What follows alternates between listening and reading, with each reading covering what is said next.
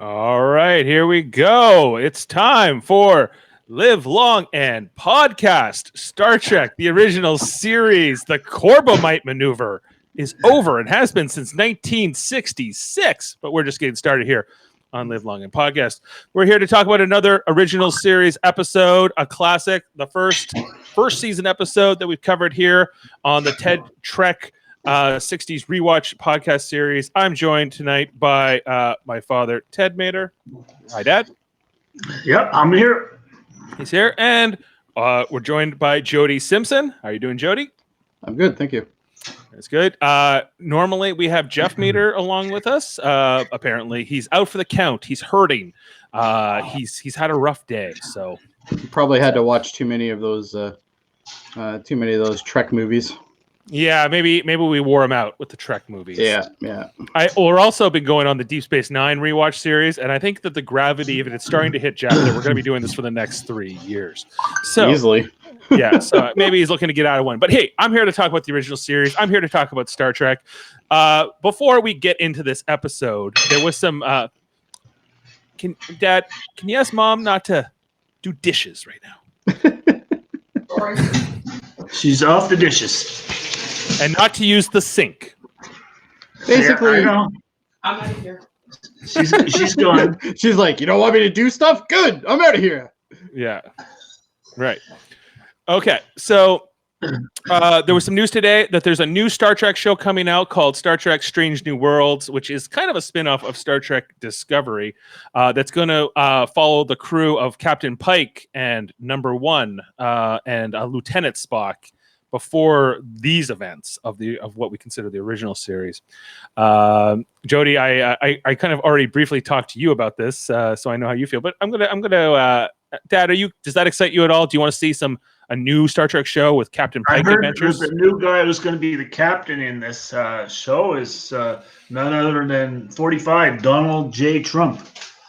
No, I think you're confusing some news stories here because Donald Trump said he was going to use warp speed today to get his vaccine That's right. out for coronavirus. These are two different yet Star Trek related news stories. Okay, so I got that one mixed up. Yeah, you got that Sounds one. like They happen on the same day. I can see how that. Do you think it's possible Trump was auditioning for that when he needs a new job after November? Well, you know what? He might need a new job after November. I'm not a political expert. No, but I'm just thinking. That's all. Yeah. No. Of course. No, I think he did a good job with the new Star Trek. I think it'll be a good one. I don't plan on watching it because I'm, I've got 100 and something episodes of Star Trek I got to watch yet. Right. So you're busy rewatching the original series. Yeah. Right. But you know who Captain Pike is. Christopher Pike. I watched a half of an episode with him today. He's in a wheelchair, and and 2 lights is no, and 1 light is yes. Right. This is before that. And This is before he gets into the back to take him back to a planet where he could get his body back together. Correct. That's the episode that actually aired after this one that we're about to talk about. That's right. Right. So okay, but yeah. So basically, they're going to talk about those years that Spock and Pike were together, like on that show. Okay, got it. Yeah, that makes sense. So in theory, you like it, but Jody, what do you think? I think they need to fix Discovery before they start spinning it off. Yeah. I think that's probably the best idea. It's like, buying a Ford Pinto and going, you know what? Let's put a better engine in it.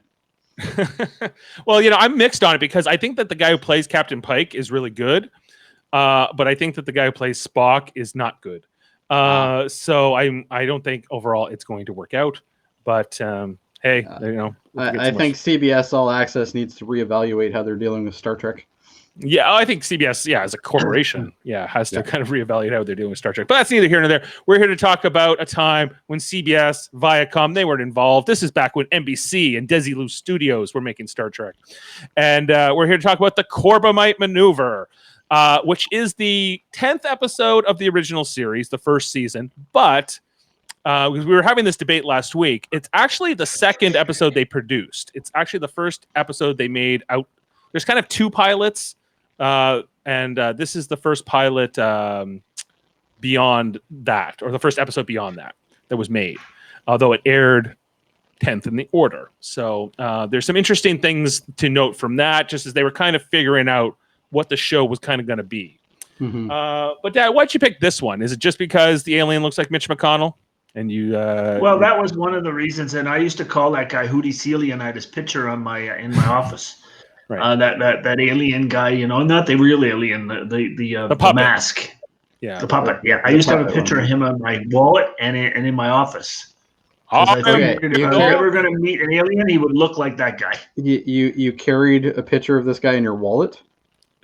Yes. That's Yeah. I dedication, mean that you Ted. carried a picture of me in your wallet, did you? It was probably up behind that. If the alien wasn't in there, you might have been in there. I might have been. Yeah, but he was. I only got so much room for pictures. The alien That's got right. there first, right? So it's You gotta have priorities. Jody, how did you feel about the rewatch on this? What did you think? What was your take on it? It's not a bad episode. The only thing that bothers me is the dubbed kid at the end. That's pretty much the only thing that really bothers me, other than Bailey. Bailey drives me mental.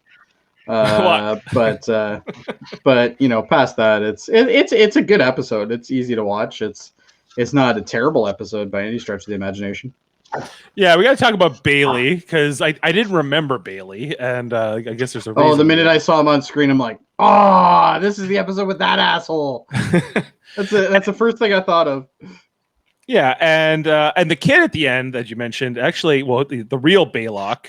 Do you know who plays that kid? Looks very familiar, but I don't know. So that is Clint Howard, who is the brother of Ron Howard. That's why he looks familiar.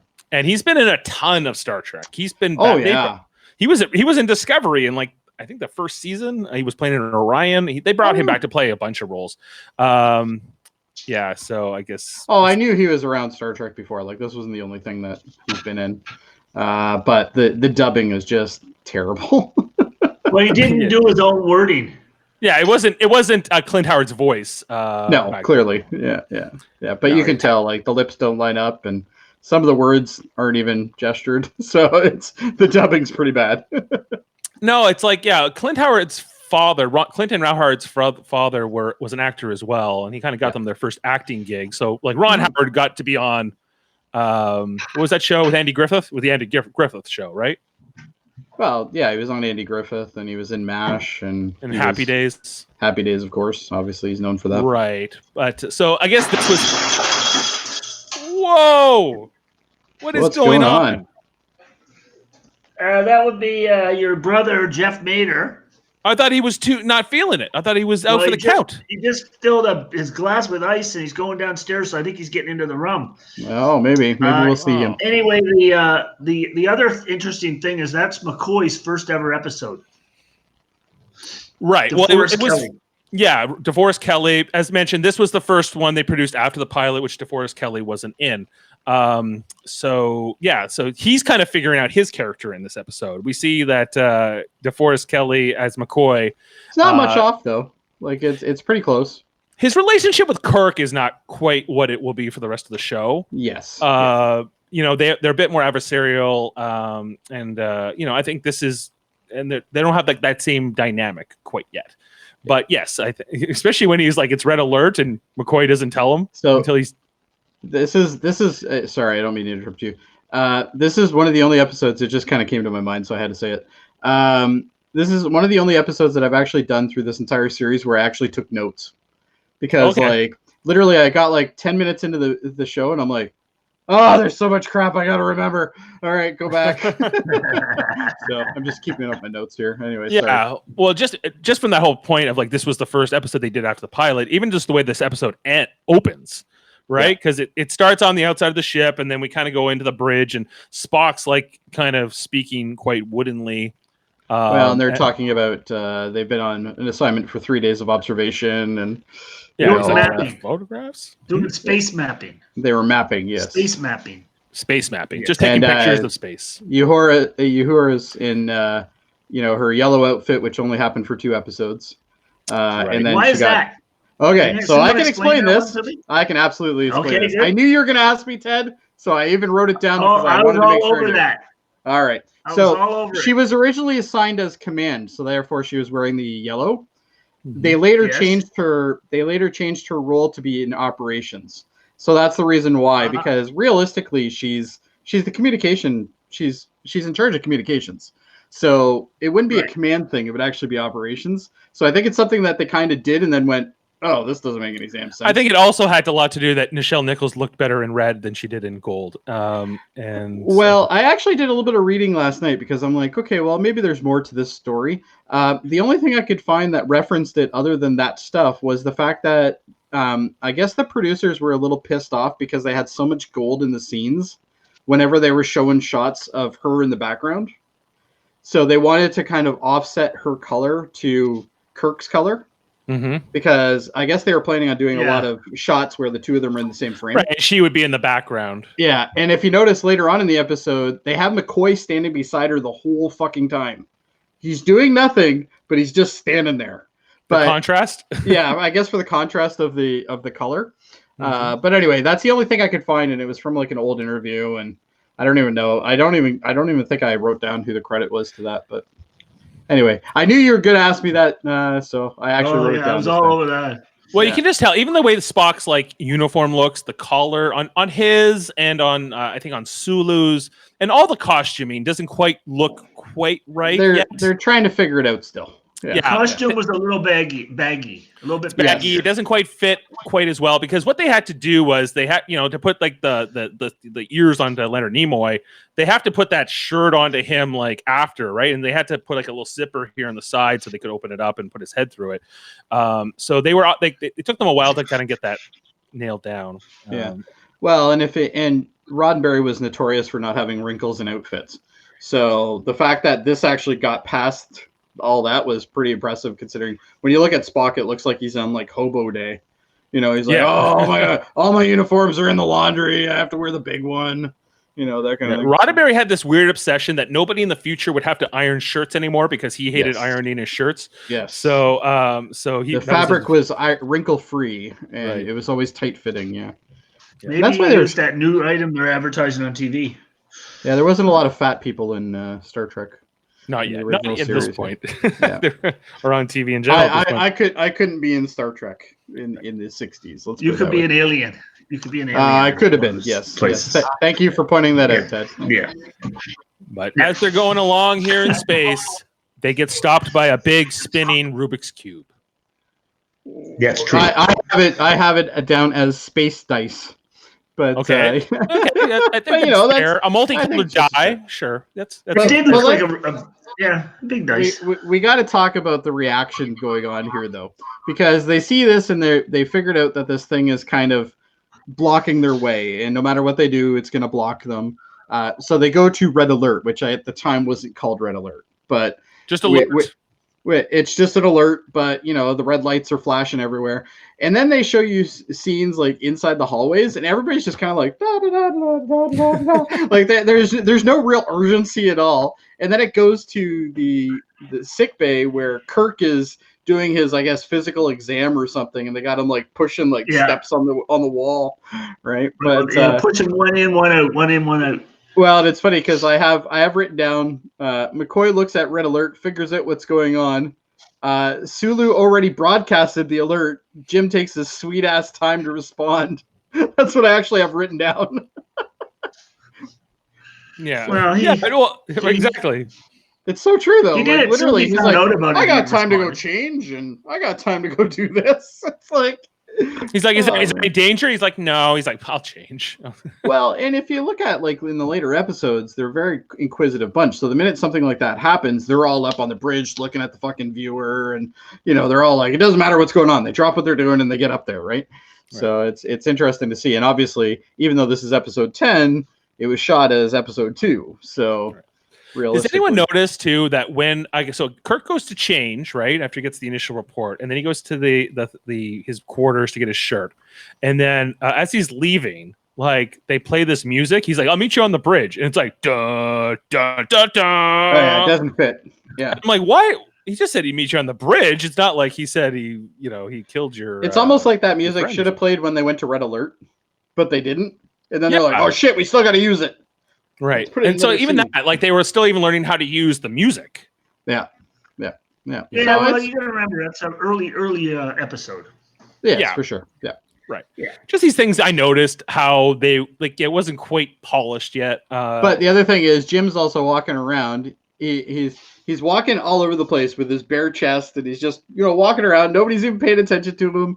Blah blah blah blah blah. And he's like, he just takes his absolute sweet ass time. It had to have been at least 5 minutes of actual time before he got up. So you only actually know he had time to walk around the halls. He had time to go back to his quarters. He had time to do full change, get a report, and then go upstairs. It's like, obviously there's no urgency here. He's like, it's just a space cube, no big deal, right? Right. And then Kirk says, meet me on the bridge. I want reports from all department heads. And the reports are all like, we don't know what to do. Well, Scotty's report, I actually have it written down. Scotty's report says, I actually put here, Scotty's report is absolutely useless. That's what I actually have written down. He's like, I got nothing for you, Captain. Yeah, Nope. It's basically, I got nothing for you. It's like, oh, you're completely. And then, and this is when we meet Bailey. Well, Yeah. we technically meet him before, but Right. we figure out he's a dick now, right? He's not very good at Really? his job. Yeah. Oh, he's a total dick. Yeah, He's the guy. He's the helmsman. Navigator. Oh, navigator. Excuse me. Yeah. Yeah, he was a little nervous when he was He was a dick. in the chair, in the navigation chair. He's a little nervous. Yeah. And, Well, he- interesting. He was panicking. Yeah, because Chekhov doesn't join this show until the second season. So there's a few different navigators we see. Well, we already covered that on in Star Trek II: The Wrath of Khan, where there's no way he would actually know who Khan is. Yeah, He might have heard of him, but he couldn't identify him. Well, we never see them meet on the show, at least. But other than that, we have like the main crew, the main original series players. So it skips ahead 18 hours later. They're all sitting around their boardroom table going, I still don't know. Yeah, I still don't know what to do. Yeah. What, they're trying to talk about the Fesarius at that point, or they hadn't meet the It's just the spinning dice. They're trying to figure out if they're going to go forward. What are they going to do? They're going to shoot at it. Yes. What are they going to do? And they're all just sitting there, and they're all like bored out of their minds. Like they're all just like, oh, seriously, Jim, make a fucking decision. We want to go. Like, one way or the other. It's just it's literally the bureaucracy. Bailey says, "Let's phaser it." Yeah. Bailey wants to blow it up. I don't think Spock has much of an idea one way or the other. No, like Spock is just kind of there. Mm-hmm. Kirk says, "I'll take that into consideration, Bailey, when this becomes a democracy." Democracy. Yeah. Which you have to admit, dick move, but awesome.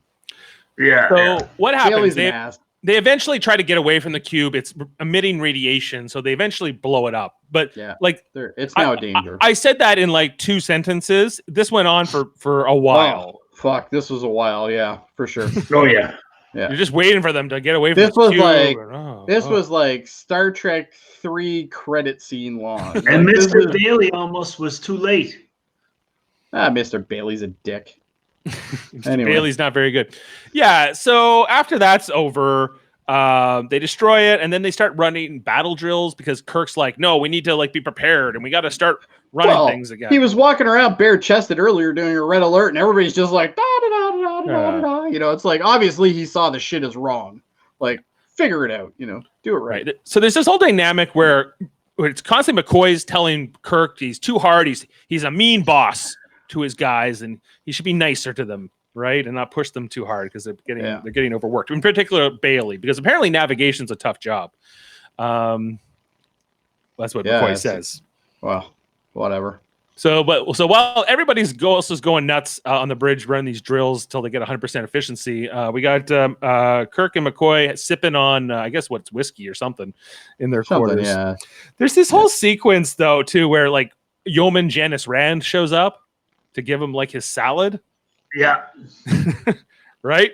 And she's like, well, the doctor said you need to lose a few pounds and you need to eat your greens and whatever. And he was like, well, bring McCoy some too. He's like, no. That to me almost seemed like it was almost like a sponsor thing. Like it was like it was sponsored by like Hidden Valley Ranch or something. It's like, oh, make sure there's a salad in there. I don't think they did that back then. Oh, there was a lot of sponsorships and TVs in the 60s. Kirk makes this comment too that he got a female who gave me they're testing me, giving me a female yeoman Yeah, right? yeah. And McCoy says, The "You don't sexist trust Kirk. yourself." Yeah, because Kirk can't help himself, but to try to. Well, he She's been helps in a lot of everything. shows, so that one. Yeah.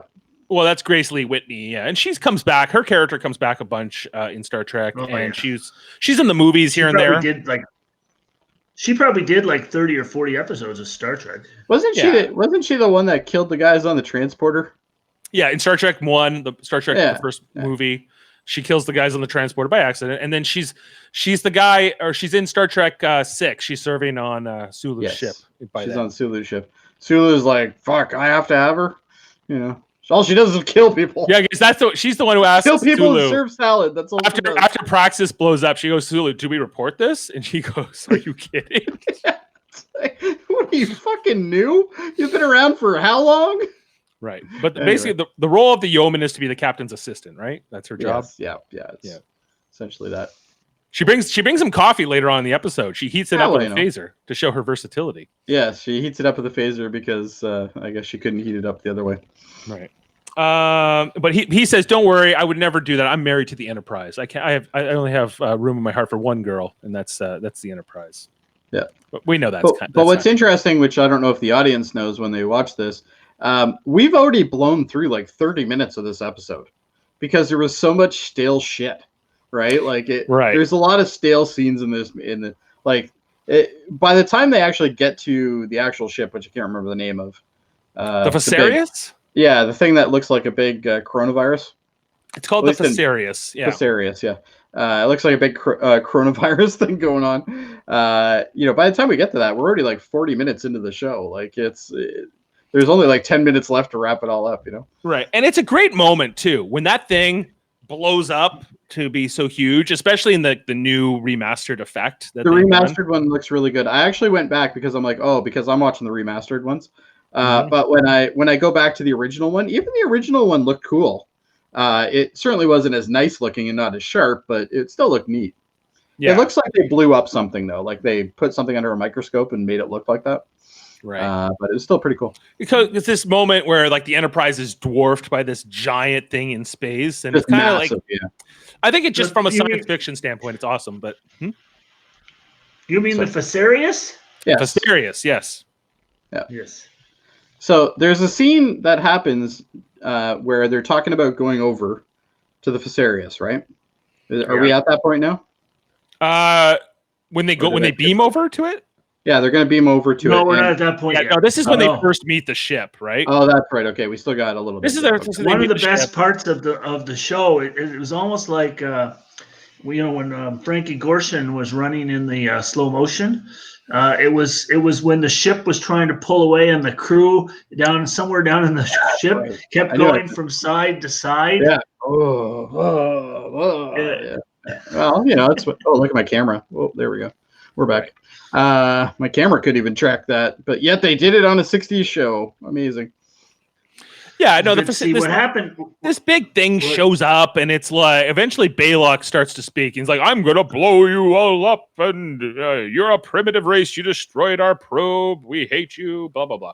And Kirk gives a little pep talk to his crew because they all hear this. They're all gonna get blown up, I think. And then you see that Bailey's cracking under the pressure. He's cracking. He's a fucking navigator. Like, come on. He's a Starfleet officer. Sulu was kept giving him the update on the time. We have 8 minutes and 34 seconds left. Yeah, Sulu was very obsessed with the time. Somebody even says that to him. You're really obsessed with the time, aren't you, or something, right? Right. But they keep giving orders to Bailey, and he keeps like not doing them, and Sulu has to keep pushing his buttons for him, and he's like, there. I'm like, you almost got the impression that Bailey actually reported to Sulu based on just this episode. like literally, like every 5 minutes, Bailey does something wrong, and everybody looks at Sulu like, "Are you going to correct this shit or what?" Right. So you get a lot of Sulu in this episode. Right. Lots of Sulu. And before Bailey has his big meltdown in a couple of moments, we get what do you call him? The alien. What do you call him? Mitch McConnell. What do you call him? Hootie Seeley? Hootie Seeley, yes, of course. Hootie Seeley shows up and he's like, "Oh no!" And he's got the eyes going back and forth. But Dave's picture is actually blocking it, so we can't see it. But yes, a blue-skinned humanoid. He's a blue-skinned humanoid. Ooh. Now it's just us two. Oh, you had him there. Sorry, guys. Yeah, that didn't work. Oh, now Dad's on top. Now you're on top. Hey, Oh, I'm moving up in the world. you're moving up. You've been promoted. Where's that blue-skinned humanoid? What? You should put him in Jeff's place on the 4th spot. Oh, I could probably do that actually. Hold on. Anyway. Because then I can talk to him. Keep talking. We could talk I to him. just want to Anyway, get to the part where Spock and Kirk are talking and they're deciding whether they're going to go over. I want to get to that part because I actually have the quote that happened. Well, you can't go there yet, though, because you have to wait till.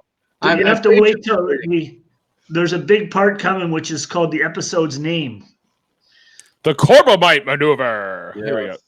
When, I just wanted to bring in Hootie Seeley with us. Okay, he's here. There he is. there he is.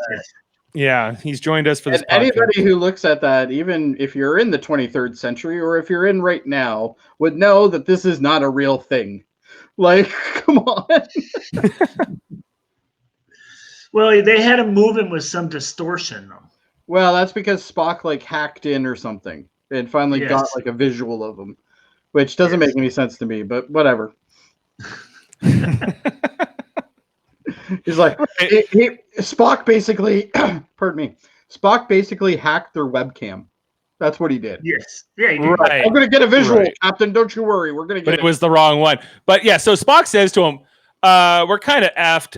It's checkmate. What are we gonna do? And Kirk goes, it's not chess, it's poker, man. And you can see this is where Kirk shines, right? He's like, we got a Corbomite device.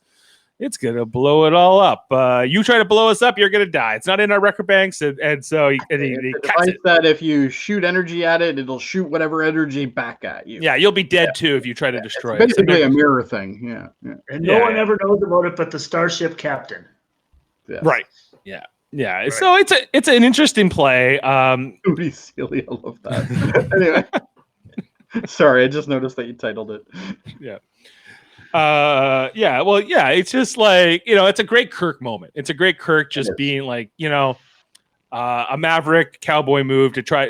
He goes, it's not chess. I'm gonna try to make a play. And then he waits. And he goes, this is either where he's gonna call or raise. I love the part when the guy says, we want proof of your Corbomite, and he goes, wait, don't say anything, wait. And then he goes, put it on. And they put it on, he goes, request denied. Yeah. Just hangs up on him. Yeah. He's like, we will blow you up if you tell us what it is. Request denied, and he cuts it off. No, that's great. I love this as a moment. It shows you the playfulness of Kirk's character. You remember the part where Spock says that Bayluck reminds him of his father? Yes, that was a little weird. I don't know why. I think we're missing a scene. I think is there any other time in Star Trek, in any other episode, in any other series of Star Trek that they ran into the First Federation space? The First Federation? No, I don't think so. Like they say that they're from the First Federation. I can't remember another time. They're saying they're from the First Federation, but I've never heard of the First Federation in any other place. Well, because the Federation the Federation is, people always flip between Starfleet and the Federation. The Federation is all the planets, whereas Starfleet is obviously the Earth. No, this is a different. It's a totally different Federation. Yeah. Yeah, the only other mention of it is kind of in passing on Deep Space Nine, where they eventually sell this drink that he serves at the end of the episode to them. Yeah, Thania. It's called Thania? Trania or something. Yeah. Yeah, Trania. it's called orange nectar kind of thing. Yeah, and so eventually they start selling that on Deep Space Nine in the future. So presumably, they had some kind of trade deal worked out here, but and then they served it again. Remember, Jody? Remember Star Trek Picard, where they had that little heist episode, and they go to that planet, like that Vegas planet, and the mob boss lady, she serves that drink to them. That's the trend. Oh, I know. Yeah, I got it. Yeah. So it's that's about the only reference to the First Federation or these people again. A nice callback, anyway. Yeah. Yeah, and so what else I got here? I just made a note here that all the close-ups and stuff. You just remember their makeup was so oily back then. Oh, yeah. Holy, Yeah. oh man, it's like they got this crap smeared on their Well, face. that's the thing all the about time. Hootie Sealy here. He's literally the only thing that doesn't look greasy. Yeah. Like, he's clearly not real. Yeah, we mentioned Janice Rand brought the coffee. So then eventually Baylock, the Viserys shrinks down, or does the Viserys go away? I'm confused about that part. Like, was the Viserys actually this I got big the thing? impression that it shrunk down, but I actually think it just went away. No, Yeah, it went away. It went deep into space, and Yeah. it left like a little tugboat. That's what he was in. Yeah, Right. because he got separated from the ship. But is he the Yeah. only guy on the Viserys? Yes. Yes. He laughed when Kirk said, "Where's the rest of your crew?" And he laughed and he said, I am the crew. I'm the crew. Oh, And then he okay. and then he starts spouting off, but we're actually getting ahead now. Because my quote comes before this. Yes. Oh Okay. yeah. So I might as well say it now.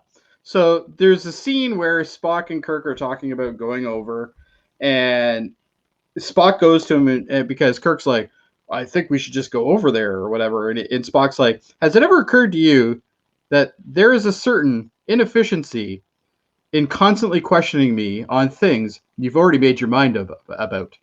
And Kirk just looks at him and says, it gives me emotional security. I love that line. It's so good. It's just like it, but that to me almost is like, it's one of the first lines that you really hear in the Star Trek series that kind of gives you the impression that the two of them really are meant to be together. You know what I mean? Like they are a yin and yang to each other. Right. Yeah. My favorite line in this part was when he has the small ship. He's like, "Do not be deceived by the size. This is a powerful ship." It's like, and the funny thing is, like, literally when you actually get to see what's his name, the baby looking thing, Baylock. Yeah. Baylock? when you actually get to see Baylock, you're like, this makes total sense. Like, this is what a kid would fucking say. Like, this is totally true. But anyway, Right. Oh, did we mention that Bailey was okay after Bailey? It has his breakdown and he gets relieved of duty. He's allowed to come back. yes. Well, everybody was up on the bridge, turns so into he the just walked ambassador. back up. Why Sorry, did Bailey?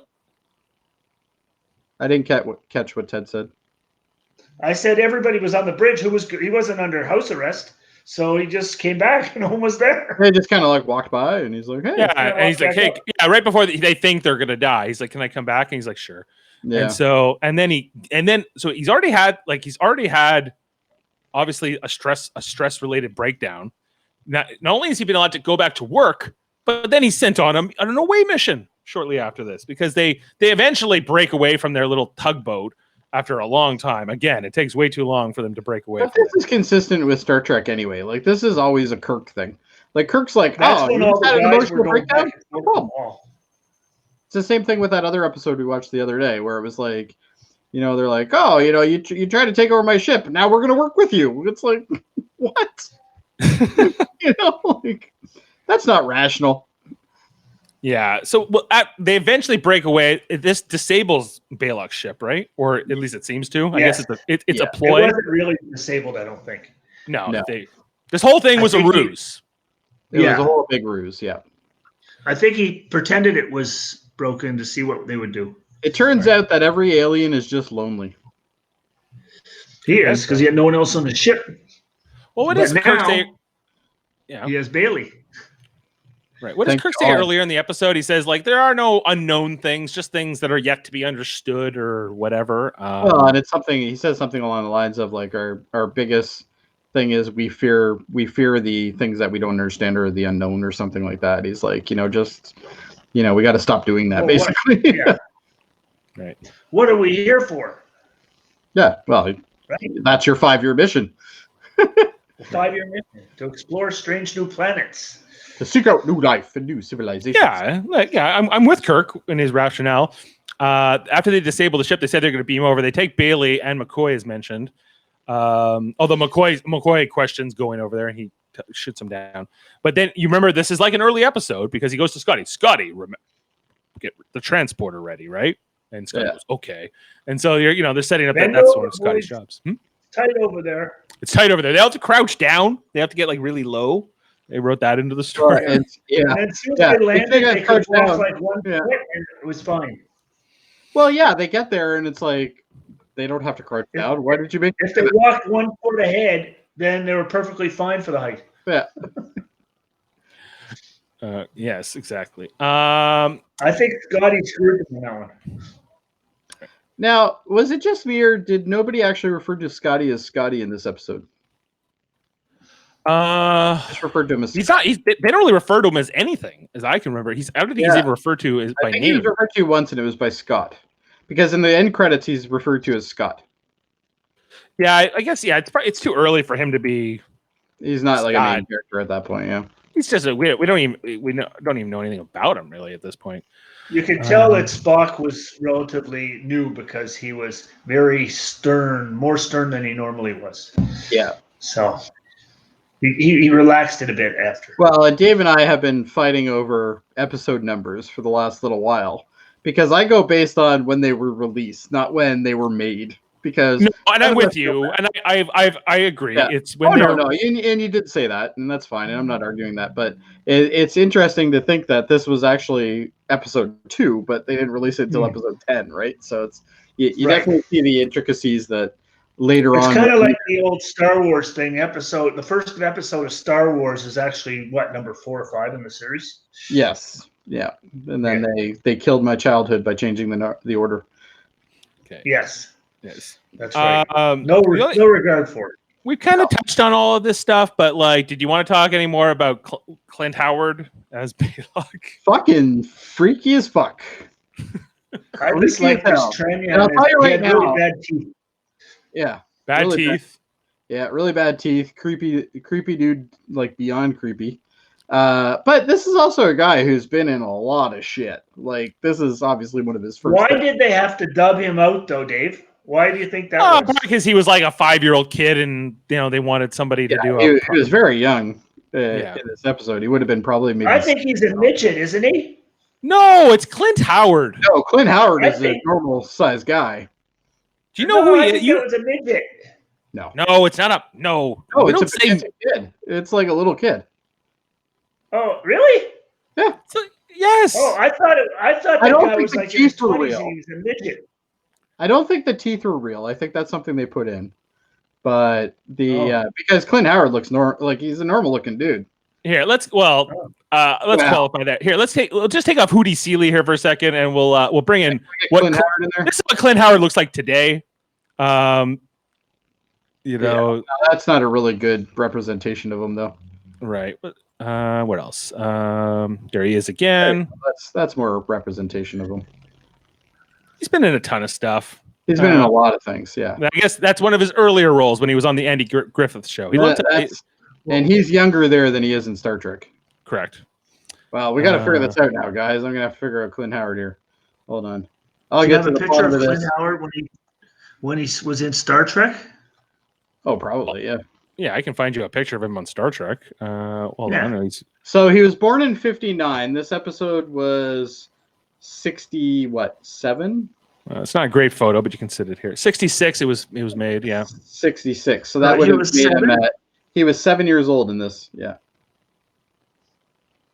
Well, him and me are roughly around the same age then. Maybe. Yeah. Well, he was born in 59. Yeah. So you're actually older than him, Dad. Yeah, I'm older than him. Yeah. But anyway, but yeah, no, it's creepy as fuck. Like, they made him kind of creepy, for sure. Do you guys want to talk about? Okay, so I think we've kind of covered this episode. It is one of the classic Star Trek episodes. The picture of the alien was used in like the end credits on every like season 1 episode. Like, that's right. Yeah, very very popular. Yeah, it gets a solid 9 from me. A 9. Wow. Oh, yeah. I wouldn't have went that high, but all right. Jody, do you have a rating? I'm gonna go probably 7.5. 7.5. Okay, I'm giving this 7. Maybe a 6. Okay, let's be in the middle. Go 6.5. Okay, and the IMDb rating is where's that? An 8.1 out of 10. Wow. I think a little. I think the rose-colored glasses affected that one. Yes. All right, and we'll take Jeff out of the running here because he's not here. So, all right. So that actually puts this episode very highly regarded when you factor in the IMDb. But if you just look at our ratings, It's Ted's fault, really. It's sort of in the middle, you know. A 9, Ted. This was better than Return to Tomorrow. Yes, yeah, it has to be. And Patterns of Force. Well, come on, Ted. You know, we got Hootie Seeley. It's a 9 with H.C. Seeley. I think at least 2 of those points were probably for Hootie Seeley, I'm guessing. Exactly.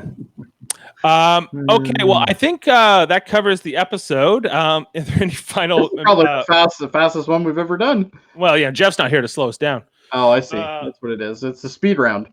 Yeah. So, question, I guess, Dad, is we're gonna be moving this to Thursday nights, as we kind of talked off the air. So from Friday, do you have our next episode ready? Oh, I can't wait to hear. Yes, I do. All right. I gotta look it up here. I got it in my thing there.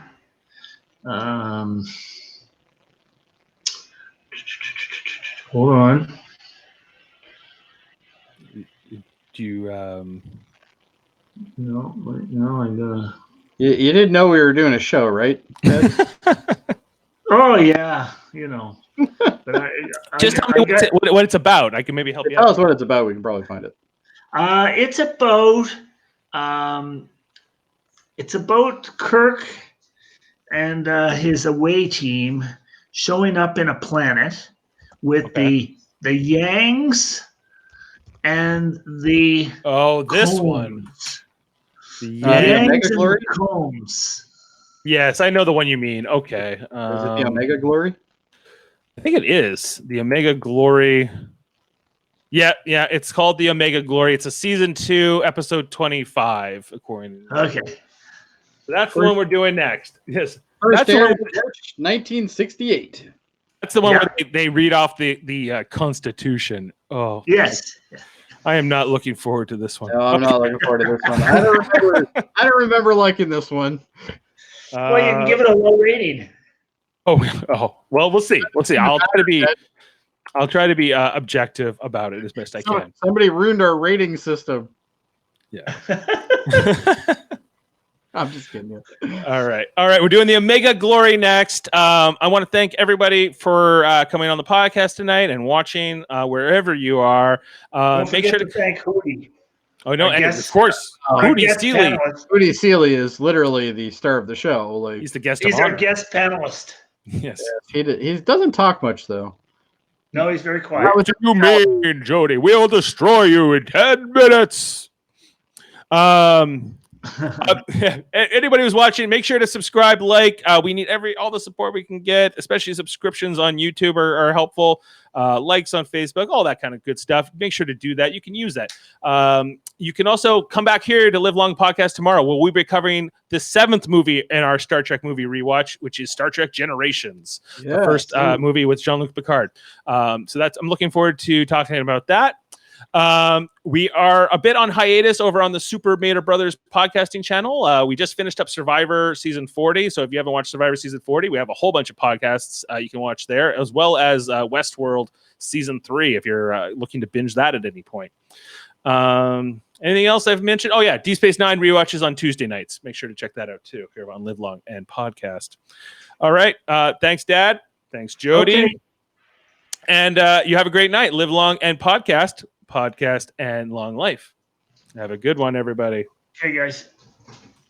I want to make tea now?